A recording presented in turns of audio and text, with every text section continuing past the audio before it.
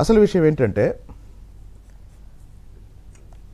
దాదాపు ఈ 4.5 సంవత్సరాలుగా మొదట 6 నెలలు వదిలేస్తే ఆ తర్వాత రాష్ట్ర ఆర్థిక పరిస్థితి గురించి ఎప్పటికప్పుడు మీరు కంటిన్యూస్గా చర్చలు పెడుతున్నారు. అంటే సమాజాన్ని మీరు ఎప్పటికప్పుడు అలర్ట్ చేస్తున్నారు.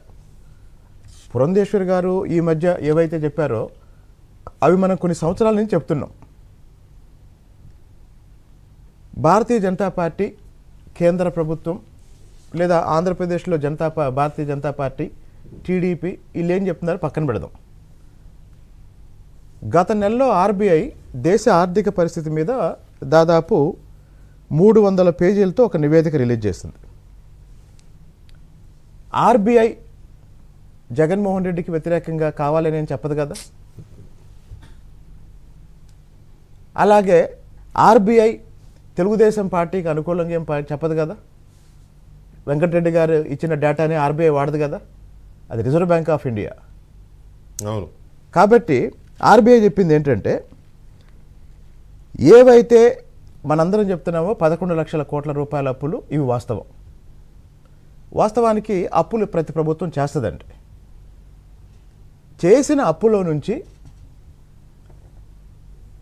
ఉత్పాదక వ్యయం ఎంత పెరుగుతుందో అంటే క్యాపిటల్ ఇన్వెస్ట్మెంట్ ఎంత ఉంటే ఆదాయం అంత పెరిగింది.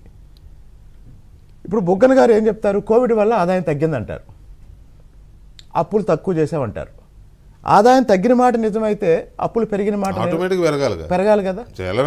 రెండోది, ముఖ్యమంత్రి గారు మైకు పట్టుకొని పెద్దగా కేకలేస్తారు, 2.5 లక్షల కోట్లు నేను డీబీటీ ద్వారా డైరెక్ట్గా 3 లక్షలు ఇచ్చాను అంటారు. సరే, ఇప్పుడు ఆంధ్రప్రదేశ్ పరిస్థితి ఏంటంటే రోజుకి 85 కోట్ల రూపాయలు వడ్డీ కట్టాలండి.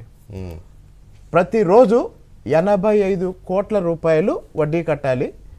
కార్పొరేషన్ అప్పులు, ఆర్బీఐ ద్వారా చేసిన అప్పులు, అన్ని అప్పులు కలిసి సంవత్సరానికి 60,000 కోట్ల రూపాయలు అప్పులు కట్టాలి, వడ్డీ కట్టాలి. సంవత్సరానికి 60,000 కోట్ల రూపాయలు. మనం ఇంతకుముందు చెప్పుకున్నాం, డెట్ ట్రాప్ అంటే అప్పుల ఊబి. అప్పుల ఊబి అంటే అప్పు వేరు, అప్పుల ఊబి వేరండి.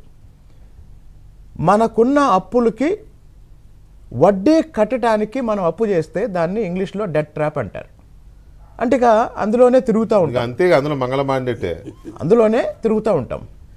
ఆ పరిస్థితికి ఇంతకుముందు చంద్రబాబు నాయుడు గారు మొదటిసారి ముఖ్యమంత్రి అయ్యారండి.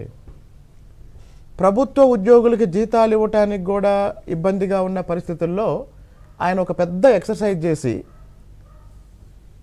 ప్రపంచ బ్యాంకు నిబంధనలకి అనుగుణంగా పరిపాలనలో మార్పులు చేసి రుణాలు తెచ్చారు. సంస్కరణ. హైదరాబాద్ అభివృద్ధి చేస్తుంటే రాజశేఖర రెడ్డి గారు ఏమన్నారంటే పౌడర్ మీద, స్నోల మీద చంద్రబాబు నాయుడు ఖర్చు పెడుతున్నాడు అన్నాడు. అంటే beautification of Hyderabad, infrastructure development in Hyderabad, వీటన్నిటి మీద ఆ రోజు రాజశేఖర రెడ్డి గారు ఏం మాట్లాడారో ఈరోజు మళ్ళీ బుగ్గన అవే మాట్లాడుతున్నారు. అయితే తేడా ఏంటంటే చంద్రబాబు నాయుడు చేసిన అప్పులకి ఫలితం కళ్ళ ముందు ఉంది, అభివృద్ధి కళ్ళ ముందు ఉంది. ఇప్పుడు 2019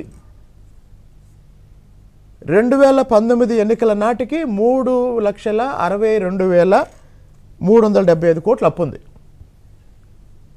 పాత అప్పులు తీసేస్తే తెలుగుదేశం పార్టీ ఒక 2,50,000 కోట్లు చేసింది. దానికి తగిన విధంగా అభివృద్ధి కార్యక్రమాలు కళ్ళ ముందు కనపడుతున్నాయి.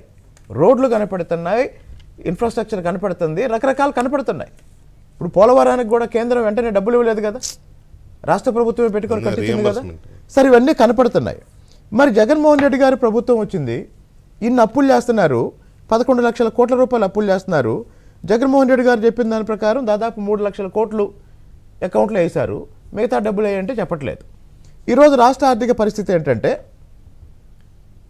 ప్రతి నెల 1వ తారీఖున పెన్షన్లు ఇస్తున్నామని ప్రభుత్వం ఘనంగా చెప్పుకుంటుంది, గొప్పగా చెప్పుకుంటుంది. మరి ఈ రోజు కూడా పెన్షన్లు ఇవ్వలేదు చాలామందికి.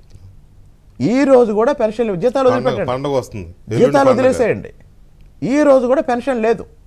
అంటే రాష్ట్ర ఆర్థిక సంక్షోభానికి ఇదొక సాక్ష్యం. అయితే ఇక్కడ ఒక పాయింట్ అండి, సరే రాజకీయ కారణాల వల్ల లేదా మరికొన్ని కారణాల వల్ల కొన్ని మీడియా సంస్థలు, కొన్ని రాజకీయ పార్టీలు జగన్మోహన్ రెడ్డిని ఎప్పుడు విమర్శిస్తూ ఉంటాయి. ఆయన చేసే మంచి కనపట్లేదు వీళ్ళకి అని వాదించే వాళ్ళు ఉన్నారు. వాళ్ళని అడిగితే జగన్మోహన్ రెడ్డి చేసిన మంచి ఏంటని వాళ్ళని అడిగితే వాళ్ళు చెప్పే సమాధానం ఏంటంటే